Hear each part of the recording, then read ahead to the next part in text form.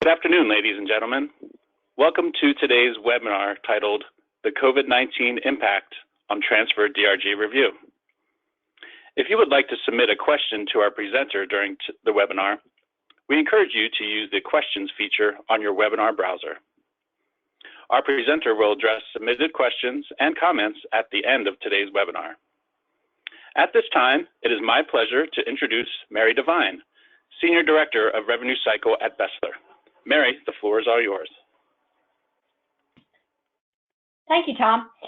Good afternoon, everyone, and thank you for joining. First thing I wanted to start with is generally when I give presentations, I really like for it to be interactive and for people to ask questions as we go along. I think it really makes for a much more dynamic presentation, allowing input from everyone. Unfortunately, I think in this scenario, it's best, as Tom said, that we just hold the questions until the end, and then hopefully we'll have enough time to respond to some of them, if not all of them, and if not, then we will certainly get back to you with the questions.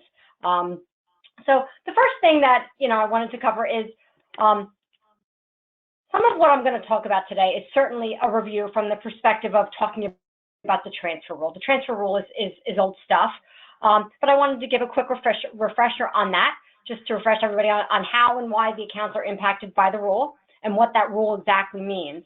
And I really wanted to revisit that in light of two things that have happened, and not that anybody needs a reminder, but due to the public health emergency from COVID-19, the pandemic, I wanted to kind of talk about how some of those waivers are going to impact the rule, or how they could potentially impact the rule. And then next, I also wanted to talk about the extensive overpayment review that the OIG has started, and they were kind enough to put the transfer rule in a global statement on their work plan. So I thought, in knowing that many providers have been impacted by this overpayment review, I wanted to talk about that as well. I think both of these items are really important as we talk about the transfer rule. So what I hope to accomplish as we go through this is provide an update on the PACT policy. Next, I'm going to talk about some of the PHE impacts on Medicare services, the billings, and a little bit of reimbursement. This isn't a reimbursement presentation, but certainly it is, Transfer DRG rule impacts reimbursement as we talk about Medicare. And then I want to marry the two, take what we know about the waivers and then and what we know about the transfer rule, and kind of talk about how they are probably going to be impacted and how you should be aware of that. So, I'm not much of a joke teller, so I'm going to jump to the punchline. And the punchline is that of all the waivers that were put out there, transfer rule still applies. So, people are wondering if the transfer rule still applies, and it still applies as we talk about some of the waivers from the PHE.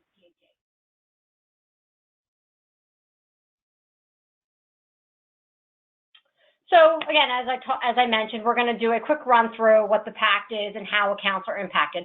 So the post-acute transfer rule is what happens is if a patient was discharged below the geometric mean length of stay, typically about halfway mark, but not always, and the discharge status on the bill indicates that the patient was a transfer versus a discharge, then the hospital is entitled to a per diem payment amount and not the total full DRG. And this really came about in the late 1990s, and it was because Medicare kind of felt they were paying for things twice. There was a real focus on the length of stay. So the length of stay was shortening and shortening. Providers were still getting their full DRG. And then Medicare was then paying for post-acute care, whether it be home health, skilled nursing, or whatever the case might be. And so Medicare said, you know what, I'm really tired of doing this. Let's do something about it. And they started it with 10 DRGs. So really, the impact of the rule can impact somewhere between 15 and 20% of all your Medicare discharges, especially when you think about your MA plans as well. They are certainly Medicare discharges, and they are impacted by the rule. And on average, the impact of the transfer rule is about $3,000 per discharge. And I'm pretty certain that 100% of you can quickly do that math and determine what that transfer rule impact is to your Medicare reimbursement. It's not something to take lightly, especially in light of some cash crunches that people are having. And I believe that with the PHE 1135 waivers, the PACT is going to impact more accounts, and I think it's going to be much more difficult to monitor. One of the things that I did want to point out, and for the first time in a very long time, there has been a drop in the number of DRGs impacted by the rule. In 2020, again, for the first time, the DRGs went from 280 to 278 impacted by the rule. And keep in mind that when the transfer rule was put into place, it started with 10 DRGs.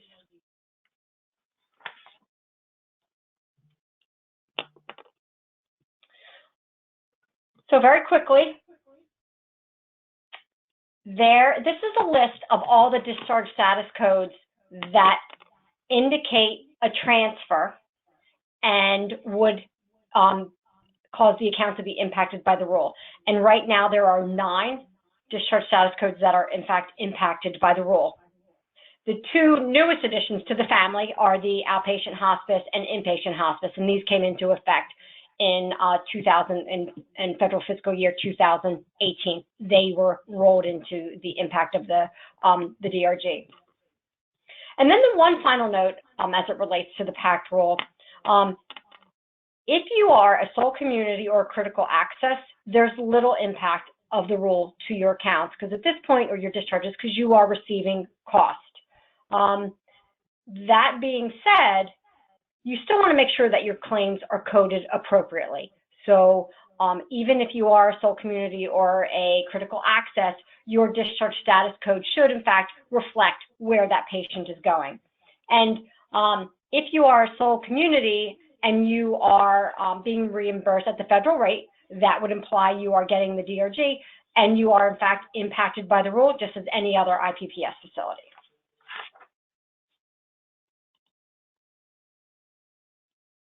So in jumping into the COVID-19 impact, I just want to talk about some of the impacts the public health emergency is having and some of the blanket waivers that came out.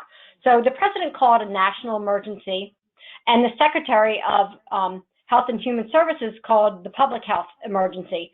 And under Section 1135, there are certain waivers that can be waived as it relates to the requirements for the conditions of participation for Medicare, Medicaid, and the CHIP program.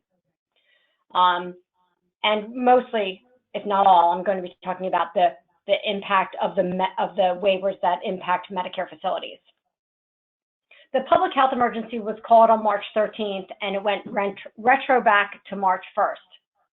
All the waivers, if you haven't read them, if you read through them, they're really all focused on keeping patient care at the center of everything and making sure that there is the ability to provide that care to the patients. There's space, there's staff to do so. And then the only other thing I wanted to mention quickly is I'm really not talking too much about the Bipartisan CARES Act for the distribution of the $100 billion to providers. And that's distributed based on revenue that is pulled from cost reports. And I'm not really talking about the CARES Act too much through here and that particular reimbursement.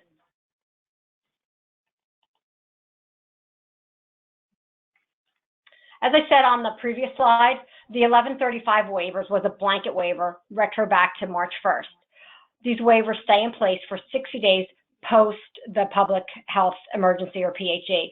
And at this point, there has been no additional information on when that is to end, since we're obviously still going through that PHE.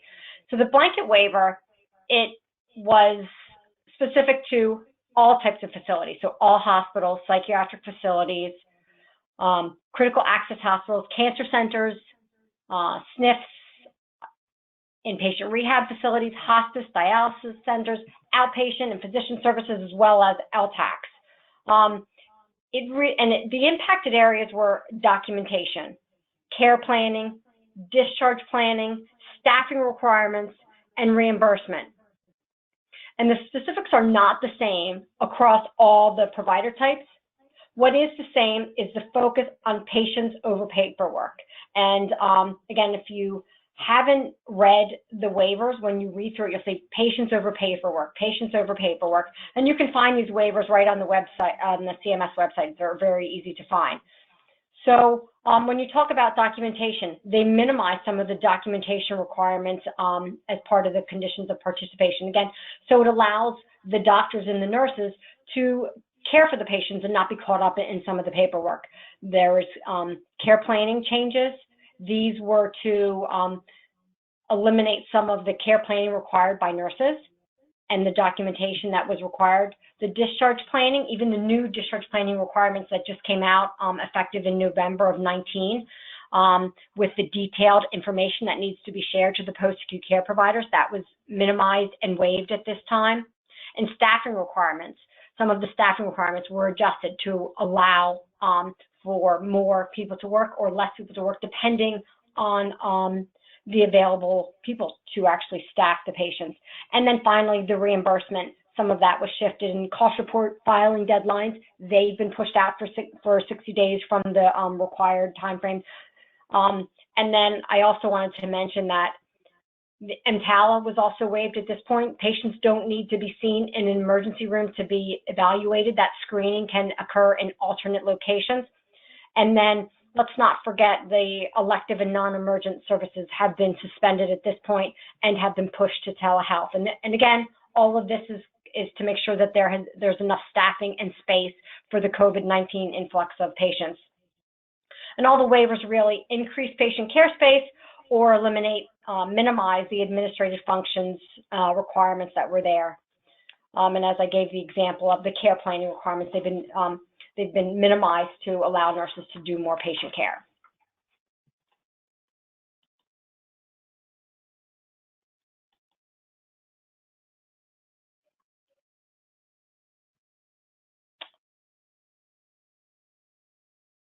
Sorry about that. So there have been some recent waiver additions to the list, and they came out on April 30th. So the biggest one is there's been a 20% increase to the DRG rate for COVID treatment. There is not a specific DRG for COVID patients. If there was a code indicating a coronavirus or the actual COVID-19, depending on the timing, if it was prior to March 31, B9729 on the claim would indicate that it was a COVID patient and you would receive that 20% increase. And then if it's post-April or post-March 31, starting April 1, you would need a UO 7.1 on your claim, and then it would indicate that it was a COVID patient, and you would pick up a 20% increase in your DRG payment for those particular patients. One of the things that I did want to point out was there is a little bit of a conflict from a coding perspective. You can code COVID based on a lab result, where in the past, and with all other things, it takes a physician clinical conclusion in order to code that onto the claim. For COVID, as long as the lab test comes out positive, that can get coded onto your bill. And as it relates to claims and billing, in order for these claims to be counted within your COVID waiver, you want to make sure that if you're billing in 837-1450 format, you want to get a DR onto your claim as a condition code, so it indicates it's disaster related. And then similarly on the 837-1500, you wanted to put a CR, which indicates the catastrophe related. And keep in mind that not only are we in a U.S. public health emergency, but there is also a public health emergency at an international level.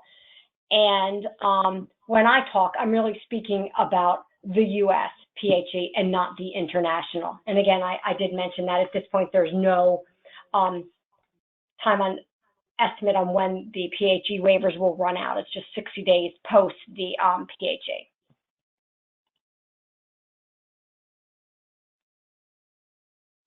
So as we walk through points of the waivers, please keep in mind, as I mentioned before, this is designed to put patients before paperwork, ensure there is adequate space to provide the care as well as staff to provide the care. So as we talk about acute patient transfers, none of these particular waivers, you don't need permission or certification for any of this. It is all included in that blanket waiver. You want to make sure that you're understanding some of these changes that are made so you can appropriately bill. So when you talk, they're saying hospitals without walls, and that means exactly what it says. You can use temporary space outside of the hospital. You don't have to necessarily keep your patients confined to the four walls of your hospital. You can utilize non-clinical space for clinical space. I'll give an example of a cafeteria. And transfer patients to non-acute distinct parts for acute care, as well as you can go the opposite way too. You can put acute care patients in a rehab or a psychiatric distinct part, or you can put rehab or psychiatric patients to the acute unit. And this is an effort of two things. So you want to make sure that there's space available. As you have a huge influx of patients, you have space for all your acute care patients. And the other thing you were trying to do is isolate COVID patients. So if it makes sense to isolate them in the rehab unit or the psychiatric unit, then you can relocate those patients. And if by chance there's a rehab patient that has COVID and you want to move them elsewhere in the hospital to cohort them with a COVID patient, then you can do that as well. As you make these changes, you want to do two things. You want to make sure that if their status isn't changing, don't change their status. So if a patient is moving from a rehab unit back to an acute status, you want to keep, and they're remaining as a rehab patient, you want to make sure that that stays, that you don't create that discharge and then put them in the hospital, so then you create another discharge. And then you also want to make sure that you're tracking these areas of where these patients are going to, just because ultimately you want to be able to track your costs and make sure there's proper allocation when it comes to that time of cost reporting. And again, as you bill these patients, you want to put that condition code of CR or DR on your claim, whichever is relevant.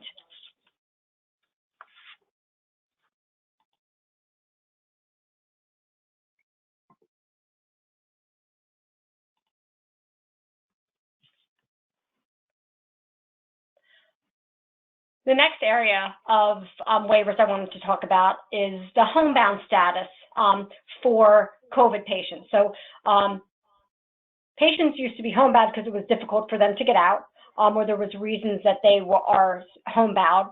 And now included in that is if a patient has a COVID diagnosis, this would entitle them to be confined to home and would make them entitled to HHA because they are homebound. As it relates to seeing the patient within 30 days for the 30-day period of care, telehealth now counts for that.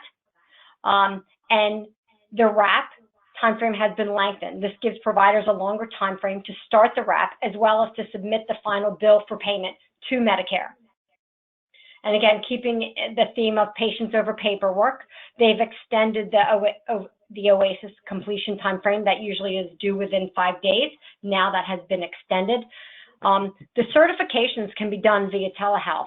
And, you can think certifications were always sometimes a quite delay in getting the home health claim billed. Well, these certifications can now be done telehealth, and hopefully that will help with some of the delays. And then the recertification flexibility is present, and there's a waiver on the timeframes right now.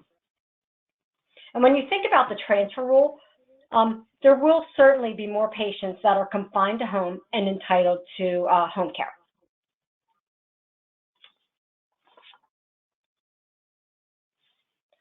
Skilled nursing facilities. Again, patients over paperwork. The MIDS timeframe requirements has been waived, so you can get those, you have time to get those in. There isn't the timeframes that were indicated in the regulations.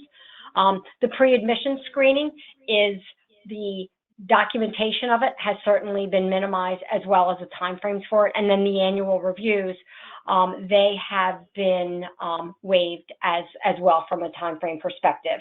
And again, this is giving more time to the nurses and the caretakers to take care of their patients versus focusing on some of the documentation requirements. I think the biggest thing to point out is that the required 3-day qualifying stay is removed. So, and I think this were the thought that the PACT was being waived or the transfer was being waived, and it isn't. Just patients are allowed now to transfer and receive skilled care without the 3-day qualifying stay in the acute facility. And this is really to free up beds in the acute facility. And in addition, if a patient does not have COVID, you want to get them out of that hospital before they actually would contract the disease. And then the other thing, similar to in the hospital, where we talk about moving acute patients to non-acute certified distinct parts, skilled nursing facilities can very much do the same. So either the entire unit is skilled, and then there's non-skilled units. You want to keep track of your skilled beds. Well, right now, you can transfer patients between non-skilled units and skilled units, allowing non-licensed units to house SNF patients and vice versa. Again, this is for the purpose of cohorting of COVID-19 residents. And again, as we think about the PACT rule, it's critical to understand the level of care the patient is medically dictated to have. And there are not only risks that that as an acute care facility, you're going to bill that wrong, but certainly the nursing home could also make that same exact mistake, causing your claim to reject for whatever reason or be underpaid.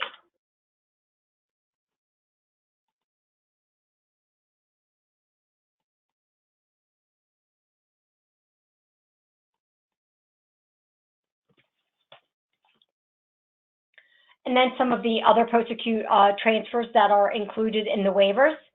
And all of the transfers, when you think about some of the waivers that are put into place, they really can impact the reimbursement for the stay. And if the patient is transferred, the PACT rule, again, will be applied based on the coding and the length of stay.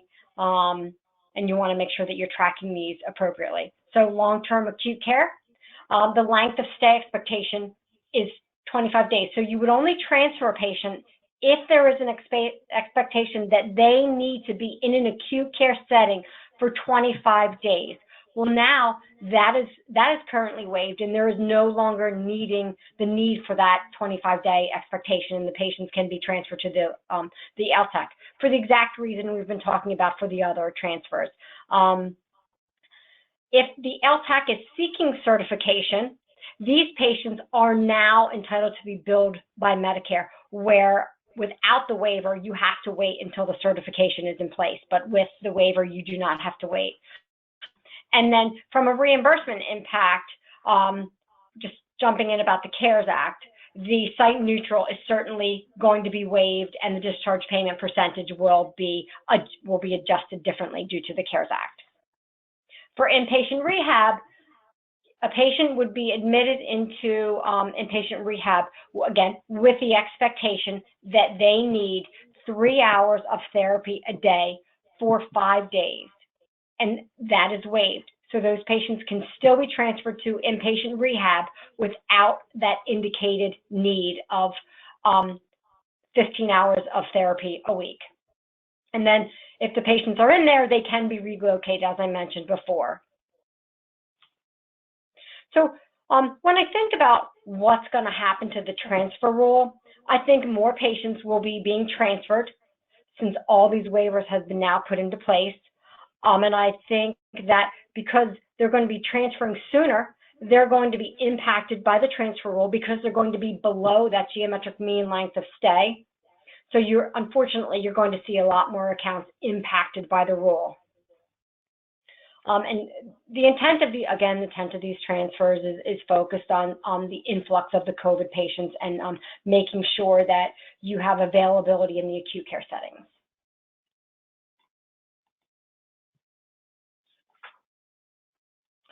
So jumping into the transition of the transfer rule and talk about the 5 common compliance pitfalls, errors, when submitting claims impacted by the rule, and your transfer DRG reviews. When we look at the common errors, we want to think about the waivers from COVID and how it's going to make things a little bit more complicated and increases the chance of claims being coded wrong and impacted negatively by the rule.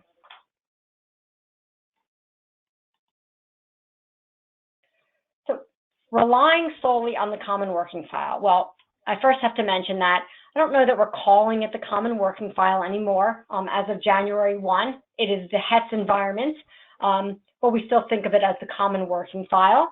And we really rely on that piece for the utilization. And I would never, ever, ever, ever recommend relying solely on the common working file. But I think in light of the waivers, that it makes that even more so important. The lack of a claim in the common working file, seeing that utilization alone, does not confirm that post-acute services were not provided in accordance with the PACT rule. And there is a specific timely filing waived, but I do think because of all that's going on and how busy the facilities are, and most people are working remote, a lot of people are working remotely, that it is going to take longer for claims to get into Medicare.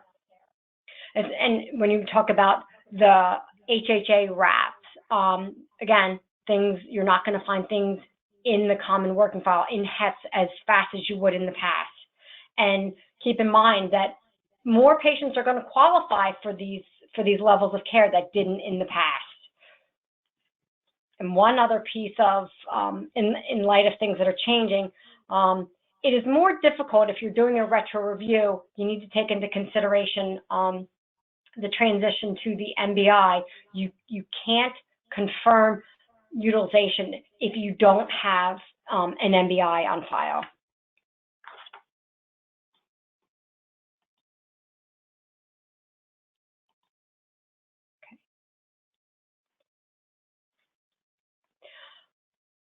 A compliant discharge status validation process should really include 4 things, but there's really, I want to talk about 5.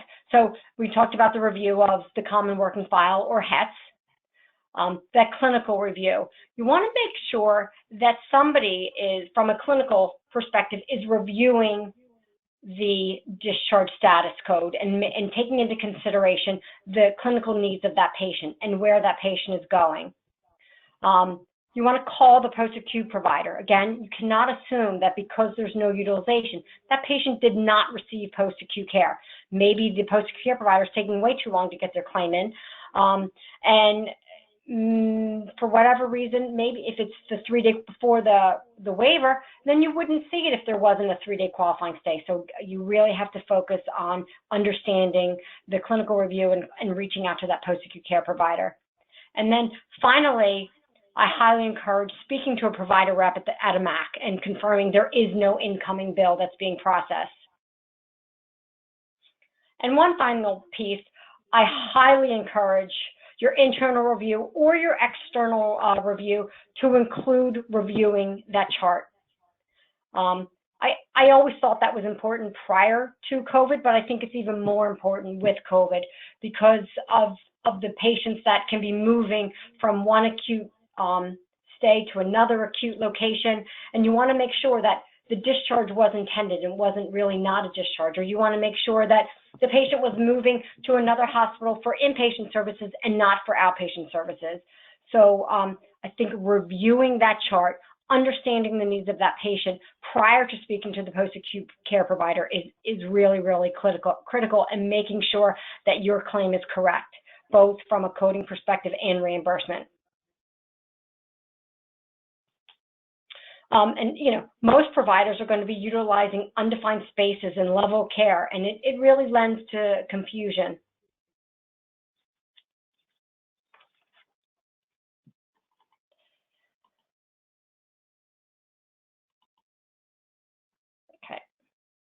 So as I mentioned on the previous slide, clinical review is so important. Patients will be moving between units and facilities and non-designated levels of units. So again, just because the patient is in a non-skilled unit, that does not mean the patient's going to be not skilled. Maybe they're in there and they are receiving skilled care. When you lack the clinical review, you miss that insight into the needs of the patient. And again, I talk about the acute to a SNF unit. Maybe the acute patient was moving to the SNF unit and they really are remaining acute there, and they somehow got coded as a discharge 03 to the SNF unit, and they really shouldn't be.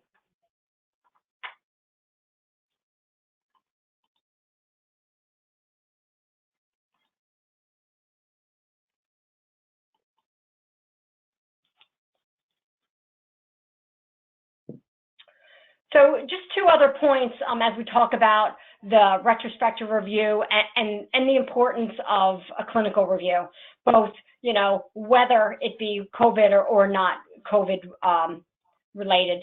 So the use of Condition Code 42 with the Discharge Status Code of 06 entitles providers to the full DRG. It bears a heavy risk of overpayment if clinical resources are not involved in determining the appropriateness of coding. You need to understand clinically why that patient was in the hospital, and you need to understand why that patient is receiving home care. And if you don't understand both of those pieces, to append that Condition Code 42 would almost guarantee your claim will be overpaid if it isn't accurate. CMS doesn't have the proper edits in place right now to confirm whether that care was related or not.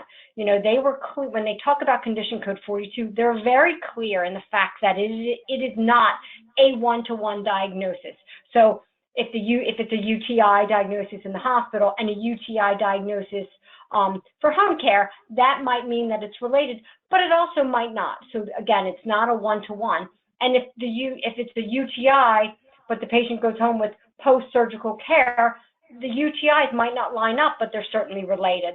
So you really need to have a clinical review as it relates to the use of Condition Code 42.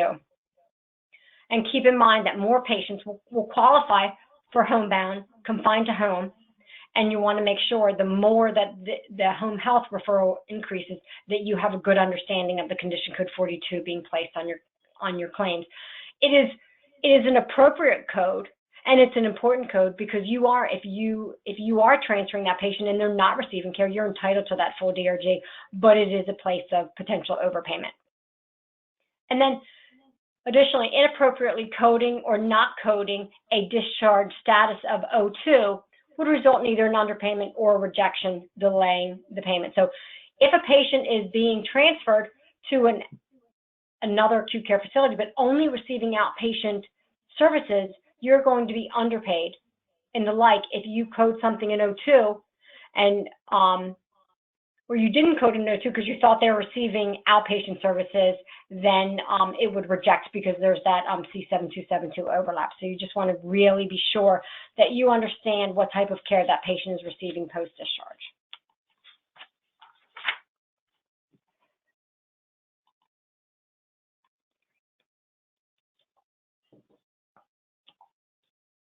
This is kind of a continuation highlight I mentioned previously. You want to really do verification with PostAcute Providers. It's critical to get your claim correct. And if you don't, you really could cause errors. And you really want to confirm if the patient was a transfer or a discharge. And you have to do some investigation into the chart in order to really be sure of that, as well as placing calls out to the post-acute provider. The discharge planning documentation, as we think about those waivers, there is, unfortunately, it's going to be, the patient care always has to be a focus of whatever you're documenting, but it will probably be slightly short, and you just want to make sure that you're placing that call and confirming the level of care.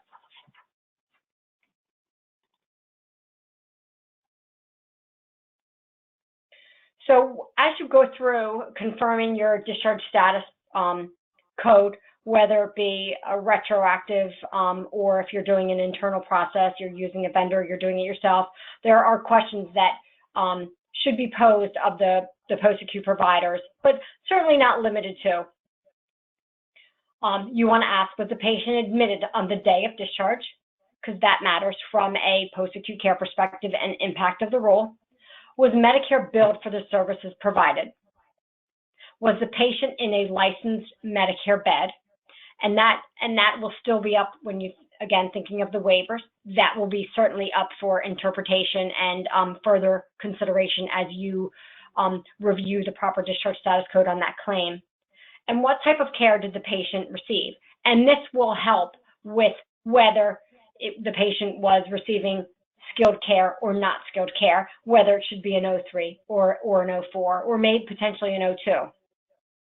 And I highly recommend the chart should be reviewed prior to placing that call. It gives insight into the intended care of that patient and the needs of that patient at the time of discharge. As I mentioned several times in the past, there's that patient before paperwork. Without the combined efforts of the chart and the call, there's certainly a greater chance for error.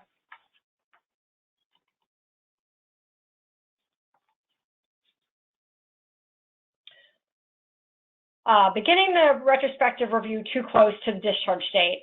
And I think this point really goes almost without saying, as we talked about never relying on the HETS common working file for utilization.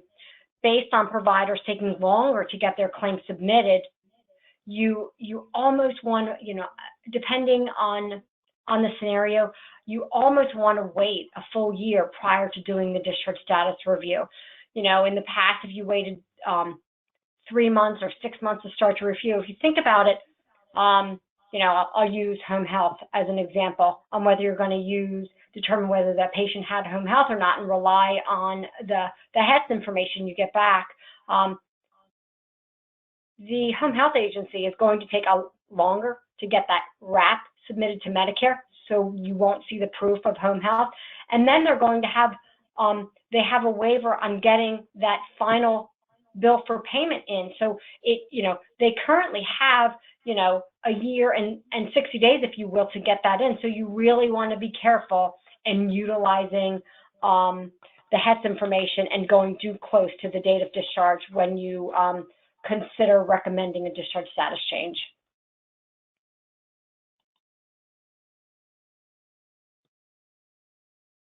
So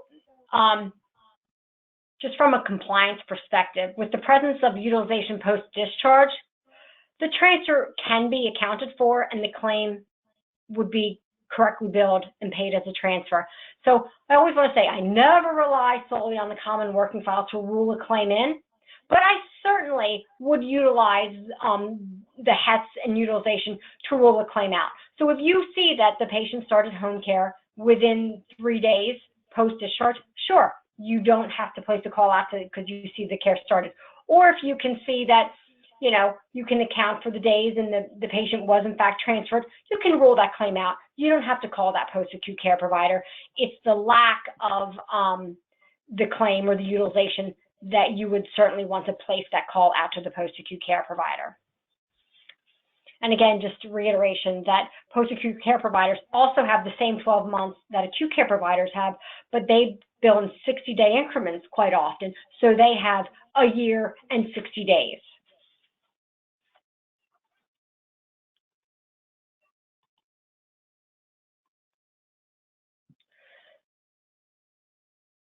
So this really doesn't have too much to do with the COVID-19, but certainly I did want to mention it with the OIG and their overly successful audit on the Transfer DRG impact.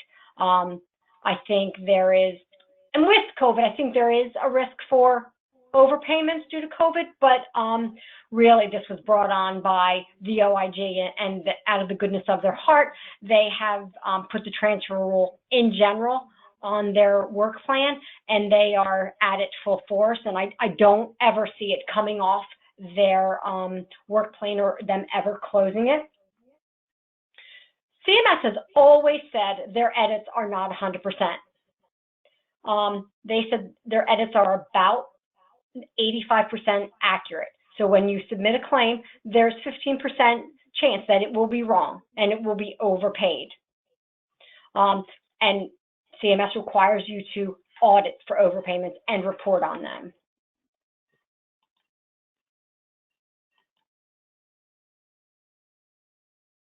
And overpayments can result in a number of things. So insufficient documentation from the perspective that HIM doesn't have enough to code off of. So there's nothing in the chart, for example, that the patient was going to receive home care, so they coded an 01 because they have no reason to not code it an 01. CMS requires you to code to the highest that you know, and if all that HIM sees is the patient to go home in care of spouse, then they're going to code it an 01, and that's what they should have put. Clerical errors occur all the time. Maybe accidentally there was a condition code 43 or a condition code 42 put on the claim. Maybe you went through a computer conversion and for whatever reason condition code 42 is showing up on your claim. There would be an overpayment with that. Timing of processing claims, I don't know for sure, but I think that some of the 85%, 15% comes in with the processing of claims. Although if you submit a claim as an 01 and somebody then subsequently submits an 06, it should reject the C7272 and you should have your money taken back until you fix that discharge status code. I don't think that happens 100% of the time. And then, of course, as we've been talking about, there is that incomplete validation of the discharge status code. And again, as we talk about the waivers, we need to make sure that there is that validation of the discharge status code.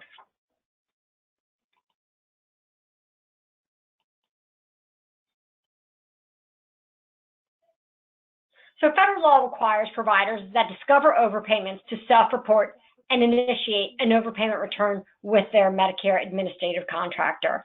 So you keep track of your overpayments. You would change the discharge status into your claim, submitted adjustment or claim reopening, whatever, and then you would submit your report on a quarterly basis.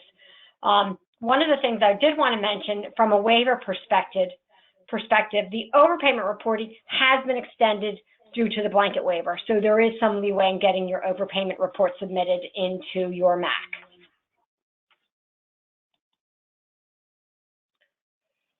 So I want to take a step back just for a second and talk about what the OIG initially started as it relates to the transfer rule.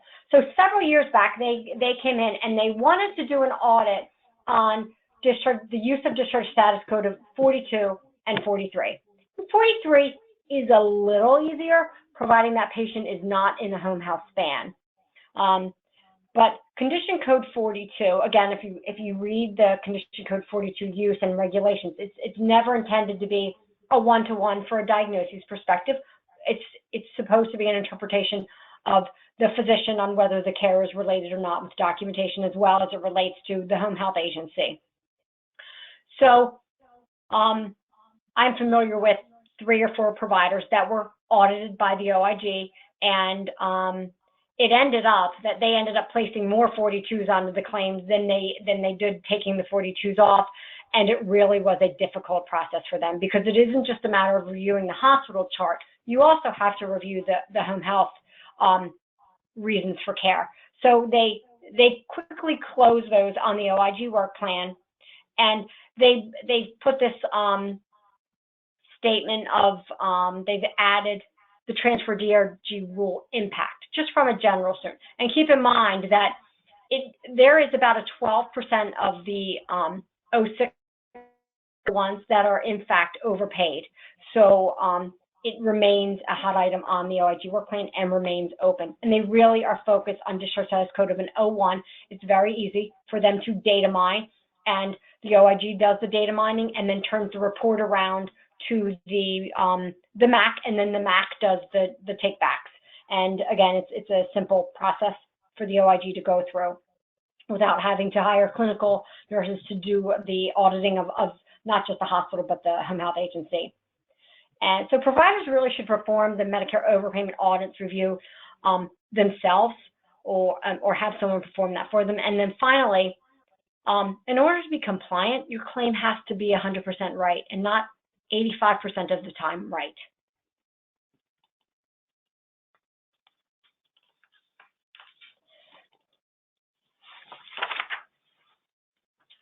So what should you be doing right now?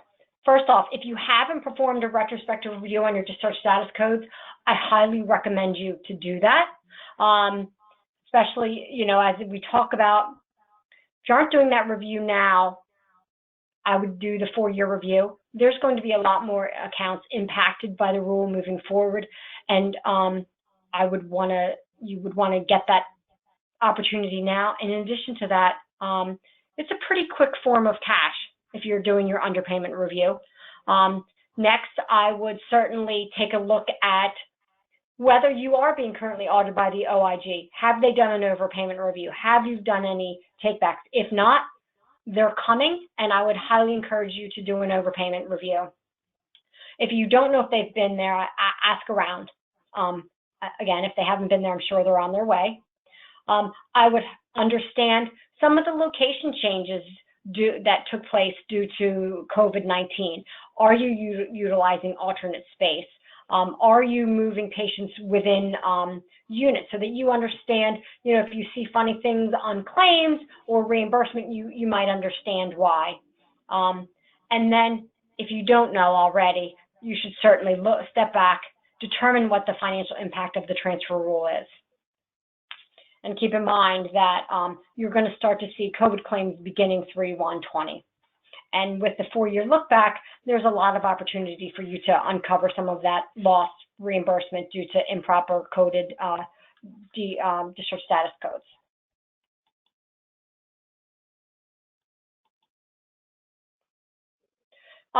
Progressive has recovered $2.5 billion in Transfer DRG underpayments for all our providers.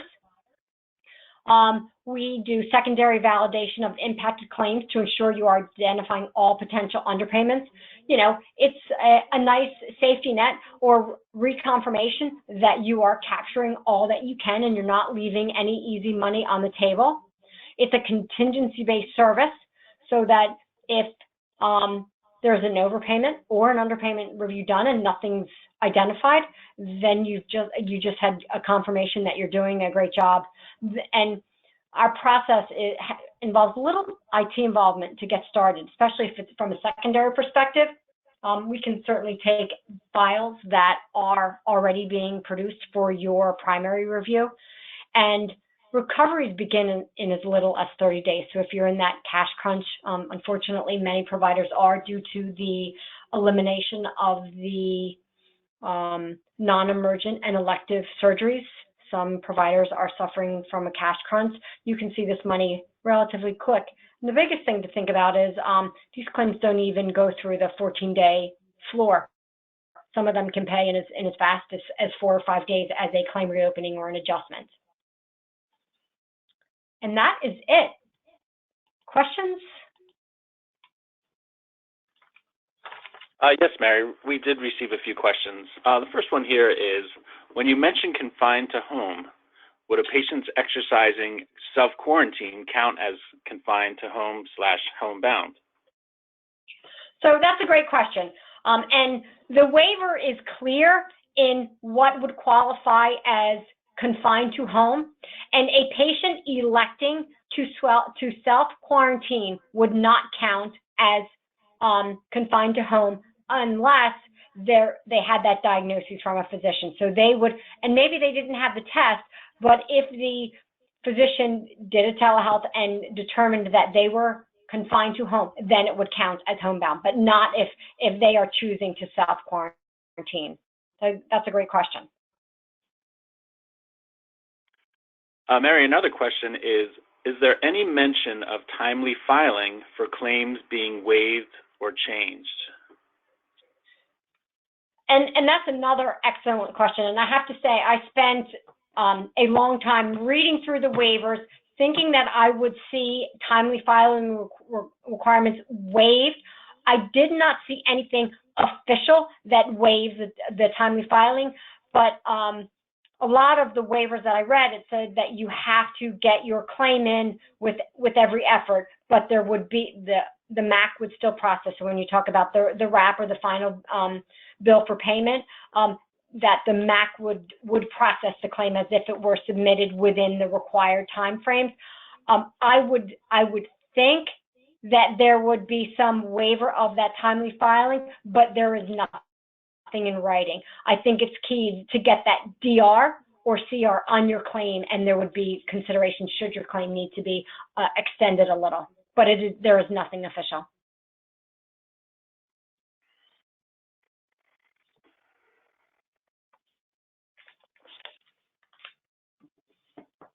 Good question. Those are the remaining questions we have here, Mary. Okay, great. I want to thank everybody for their time today, and thank you for joining. And if you have any additional questions, don't hesitate to reach out, and stay safe, stay well. That concludes today's webinar presentation. Thank you so much for attending, and have a wonderful day.